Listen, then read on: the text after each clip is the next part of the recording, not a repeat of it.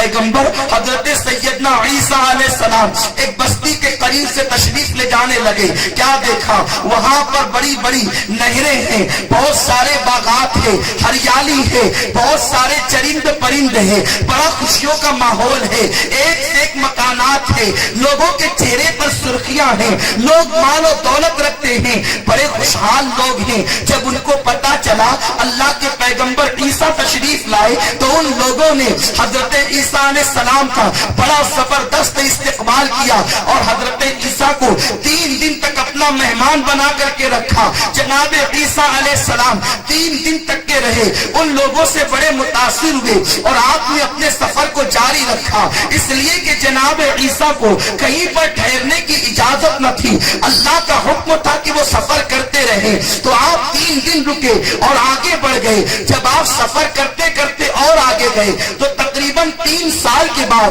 واپس اسی راستے سے جب آپ لوٹنے لگے تو آپ نے کیا دیکھا؟ 3 سال پہلے جو اونچے اونچے مکانات تھے وہ کھنڈرات میں تبدیل ہو گئے, جو نہریں تھی وہ سب کے سب سوکھ گئی, جو بلبلوں کی چہک تھی وہ کچھ نہیں ہے, نہ آدم نہ آدم زاد ہے, نہ جانور ہے نہ انسان ہے, سب خشک ہو گیا, درخت تو سوکھ چکے ہیں, کھیتیاں تباہ ہو چکی ہے, مکانات کھنڈرات میں بدل چکے ہیں. حضرت عیسیٰ نے رب کی بارگاہ میں عرض کیا, میرے کریم 3 سال کی مدت کوئی بڑی مدت تو نہیں ہوتی, 3 سال بڑے قلیل وقفے کا نام ہے, 3 سال بڑے کم عرصے کا نام ہے. 3 سال پہلے یہاں کھیتیاں تھی, یہاں ہریالیاں تھی, یہاں انسانوں کی چہل پہل تھی, یہاں خوشیوں کی بہاریں تھی, یہاں چہرے پہ سرخی رکھنے والے انسان تھے. مولا مکانات کھنڈرات میں بدل گئے, کھیتیاں سوکھ کر کے تباہ ہو گئی, نہریں خشک ہو گئی, کوئی انسان نظر نہیں آتا, پھول تھے بلبل تھی, چڑیوں کی چہک کی درخت تھے, آج کچھ بھی نہیں, سناٹا ہے, سنسان ہے, سب تباہی ہی تباہی ہے. میرے مولا آخر 3 سال کے عرصے میں کیا ہو گیا کہ یہ بستی اجڑ کر کے تباہ ہو گئی؟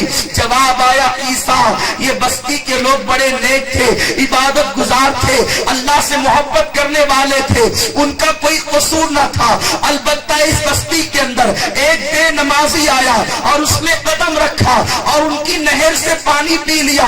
اس بے نمازی کی نحوست کی وجہ سے اللہ نے نہروں کو خشک کر دیا, نہریں خشک ہوئی تو درخت بھی سوکھ گئے, کھیتیاں بھی سوکھ گئی. جب کھیتیاں سوکھ گئی تو لوگ مکان چھوڑ چھوڑ کر جانے لگے اور پھر یہ ویران ہو گیا, یہ کھنڈرات ہو گیا. مجھے بتاؤ, اگر کسی بستی کے اندر ایک بے نمازی آئے تو وہ بستی کھنڈرات میں بدل جاتی ہے. جس بستی کے اندر پورے کے پوری بستی بے نمازی ہو, تمام کے تمام لوگ بے نمازی ہو, ان کے گھر میں برکت کیسے ہوگی؟ وہ راحت کی سانس کیسے لیں گے؟ وہ اطمینان کی سانس کیسے لیں گے؟ آپ سوچتے ہوں گے پھر ہمارے گھر کھنڈرات میں کیوں نہیں بدل جاتے, ہم لوگ اتنے تباہ کیوں نہیں ہو جاتے؟ سن لو, ایک ظاہری پریشانی ہے, وہ پریشانی جو ہے دکھتی ہے تو لوگ مدد کرتے ہیں, ایک باطنی پریشانی ہے, وہ دکھتی ہے تو کوئی مدد نہیں کر پاتا. آپ کو پتا ہے اللہ کے رسول صلی اللہ علیہ وسلم نے فرمایا, میرا جی چاہتا ہے کسی کو کہوں کہ اذان پڑھے, کسی سے کہوں کہ نماز پڑھا دے اور میں بستی کے اندر نکل جاؤں, ان لوگوں کے گھروں کو آگ لگا دوں جس گھر کے لوگ مسجد میں نماز پڑھنے کے لیے نہیں آئے, میں ان کے گھروں کو آگ لگانا چاہتا ہوں. آپ جانتے ہیں اس حدیث کو آپ سن کر کے گزر جاتے ہیں کہ آقا نے تو صرف چاہا ہے, آگ تو نہیں لگائی. ہمارے نبی رحمت للعالمین ہے, مگر یاد رکھو نبی نہیں کرتے, نبی کا کام صرف چاہنا ہوتا ہے. ماں عائشہ فرماتی ہے, میں دیکھتی ہوں کہ اللہ نبی کی چاہت کو پورا کرنے میں بہت جلدی کرتا ہے. ارے ان کی نگاہ اٹھتی ہے اور وہ چاہتے ہیں کہ قبلہ بدل جائے تو اللہ قبلہ بدل دیتا ہے. نبی نے قبلہ نہیں بدلا, نبی نے صرف چاہا, اللہ نے قبلہ بدل دیا. خدا کا حکم ہے بیت المقدس قبلہ ہوگا, نبی کی چاہت ہے کہ کعبہ قبلہ ہوگا, تو اللہ نے نبی کی چاہت پر اپنے حکم کو تبدیل فرما دیا. آپ غور فرمائیں, اللہ اکبر. نبی چاہتے ہیں کہ ریشم عبد الرحمن ابن عوف پر حلال ہو جائے, اللہ حلال کر دیتا ہے. نبی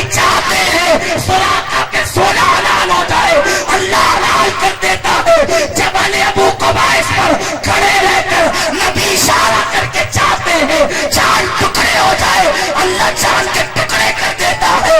مقام صاحبہ پر علی کے لیے نبی چاہتے ہیں سورج پلٹ جائے تو سورج پلٹ جاتا ہے. تکبیر، نعرہ رسالت، عظمت مصطفیٰ. 50 وقت کی نماز، 50 وقت کی نماز خدا دیتا ہے. نبی چاہتے ہیں 5 وقت ہو جائے تو اللہ 5 وقت کر دیتا ہے. ایک مرتبہ خدا جبریل کو بھیج کر نبی کو خدا اپنی بارگاہ میں بلاتا ہے. ایک مرتبہ اور وہ چاہتے ہیں تو اپنی مرضی سے 9 مرتبہ چلے جاتے ہیں. ان کی چاہت ان کا خدا پورا کرنے میں بہت جلدی کرتا ہے. صرف وہ چاہتے ہیں، وہ کرتے نہیں ہیں. وہ کرے تو بہت بڑی بات ہے، وہ صرف چاہتے ہیں. ان کا چاہنا بہت کچھ ہے، ان کی چاہت بہت کچھ ہے. اب آقا نے گھروں میں آگ نہیں لگائی. آقا فرماتے میں چاہتا ہوں ان گھروں میں آگ لگا دوں جس گھر کے لوگ نماز کے لیے نہ آئے ہوں. نبی نے چاہا، خدا نے آگ لگا دی.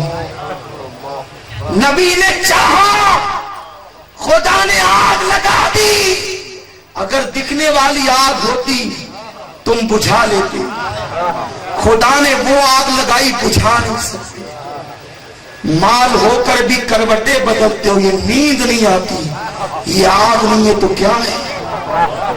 باپ بیٹے میں جمتی نہیں، یہ آگ نہیں ہے تو کیا ہے؟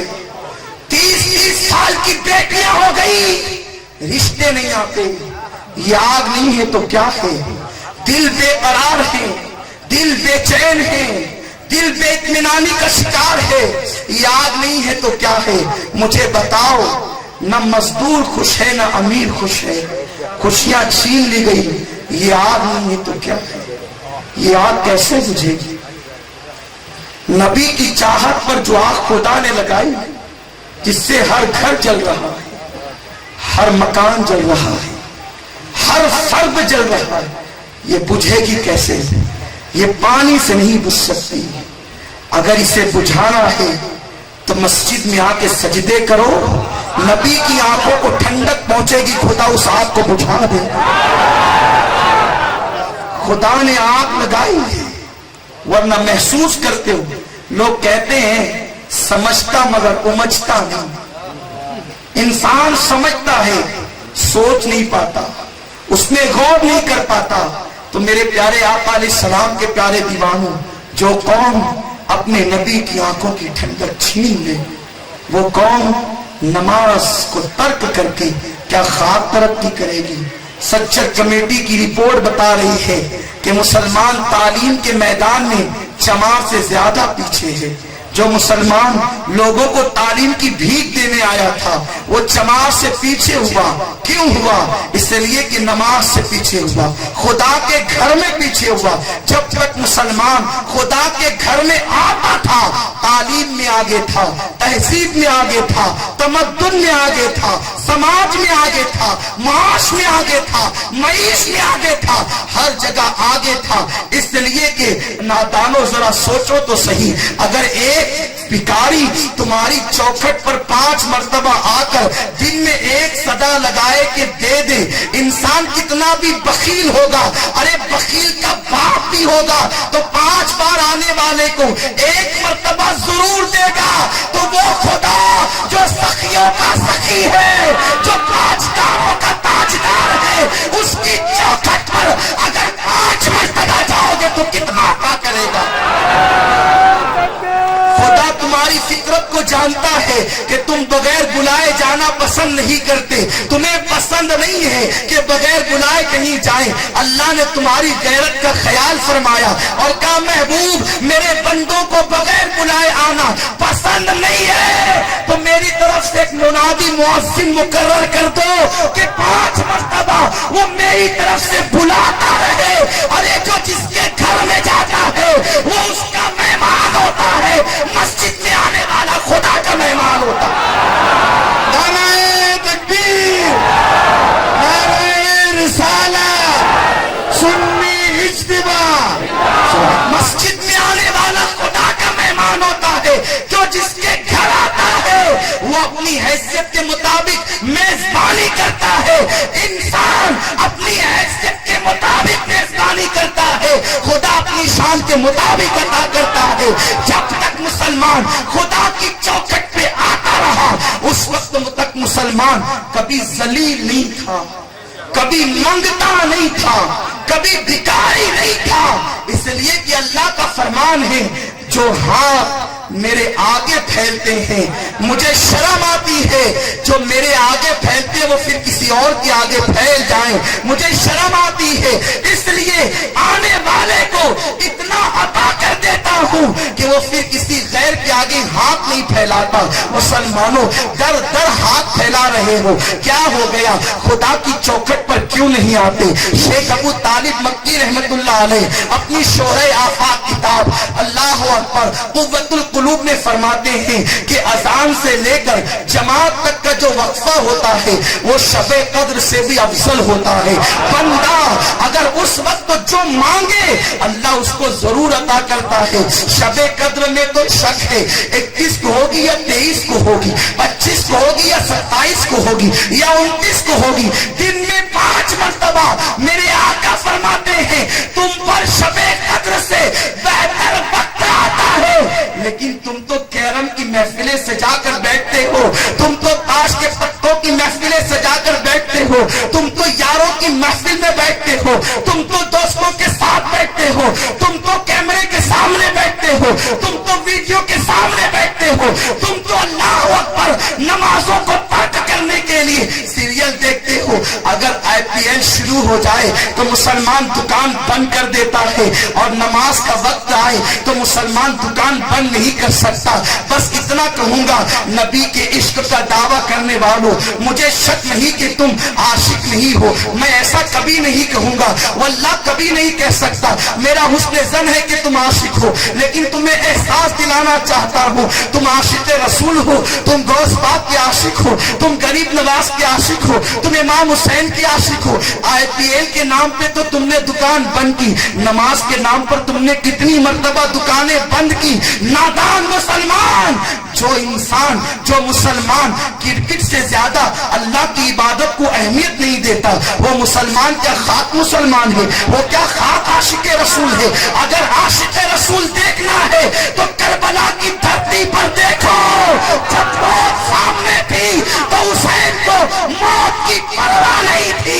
हुसैन सजदे में जाके बता रहे थे आशिक का शौक सजदा हुआ करता है, आशिक की का शौक सजदा हुआ करता है। वरना किसी का बेटा मर जाए तो आदमी परेशान होता है, मगर हुसैन शबीए रसूल, हम शबीए रसूल अली अकबर को लुटा कर भी सजदा न भूले, अली असगर मासूम को लुटा कर भी सजदा न भूले। मेरी बहनें मौजूद हैं, वो भी कनीज़ान फातिमा कहलाती है। अल्लाह अकबर, सलाम हो उन औरतों पर जो नबी के घर की औरतें हैं। अल्लाह अकबर, नबी जैसा कोई हो नहीं सकता, नबी के घर की औरतों जैसी जमाने में कोई औरत नहीं हो सकती। अल्लाह अल्लाह, वो क्या औरतें थी, बल्कि ये कहूं करबला में इमाम हुसैन का रोल जो था उससे ज्यादा रोल सैयदा ज़ैनब का था, इसलिए कि हुसैन तो शहीद होकर के जन्नत का रुख कर चुके थे, लेकिन अल्लाह अल्लाह हुसैन के वजूद नाश पर घोड़े दौड़ते हुए ज़ैनब ने गवारा किया। अली की, अली अकबर की लाश पर घोड़े दौड़ते हुए सैयदा ज़ैनब ने देखा।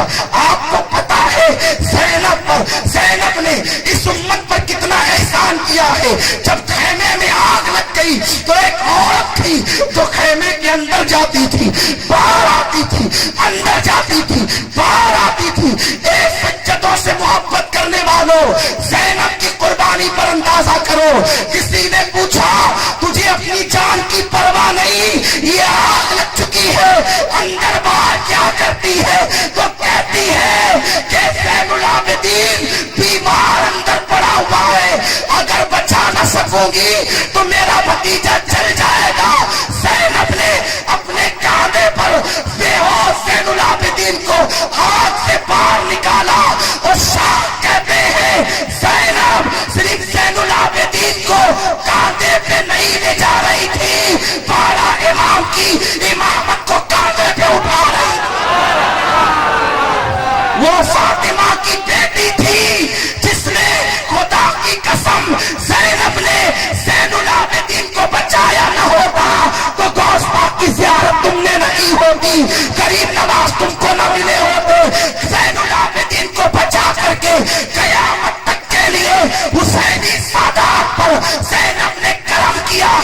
کے حسین کی اولاد کو زندگی عطا کر دی ہے.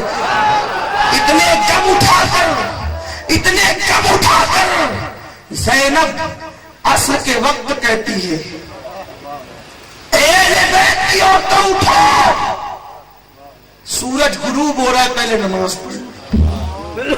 یہ کربلا کی شام تھی جسے شام غریبہ کہتے ہیں. اٹھو نماز. عورتوں نے کہا معصوم اصغر کو پانی نہیں، وضو کے لیے پانی کہاں سے لائیں؟ کہا پانی نہیں ہو تو تیمم کرو. کہا تیمم کے لیے پاک مٹی چاہیے، پورا آنگن تو خیموں کا خون سے بھرا ہوا ہے. سیدہ زینب نے کہا نانا کی حدیث ہے جس نے اثر چھوڑ دی اس کے سارے اعمال برباد ہو جاتے ہیں. نماز چھوڑو گے مدینے سے لے کے کربلا تک جتنی قربانی دی ہے کہیں رد نہ کر دی جائے. سنو، پانی نہیں تو مٹی بھی نہیں ملتی تو اپنے بیٹوں کے خون سے تیمم کرو، نماز پڑھو. اب بھی تم پر نماز معاف نہیں ہے. جو یہ کہہ سکتے تھے کہ جنت ہمارے باپ کی ہے، یہ کہنے کا حق سادات پہ جنت ہمارے باپ کی ہے، انہوں نے کربلا میں نماز نہیں چھوڑی. تم دکانوں پر نماز چھوڑ رہے ہو، تم مکانوں میں نماز چھوڑ رہے ہو، تم نرم گدوں پہ نماز چھوڑ رہے ہو، تم کرکٹ کے لیے نماز چھوڑ رہے ہو، تم فلموں کے لیے نماز چھوڑ رہے ہو. ارے جب تم نماز چھوڑتے ہوں گے تو حسین اعظم کے دل پر کیا گزرتی ہوگی؟ کس منہ سے عاشق کہتے ہو؟ کیا عشق کا ثبوت ہے؟ اللہ نہ کرے کل قیامت کے دن حسین پوچھ لیں کہ میرے عشق کا ثبوت کیا تھا؟ میں نے نماز کے لیے تو معصوم بچہ دے دیا تھا.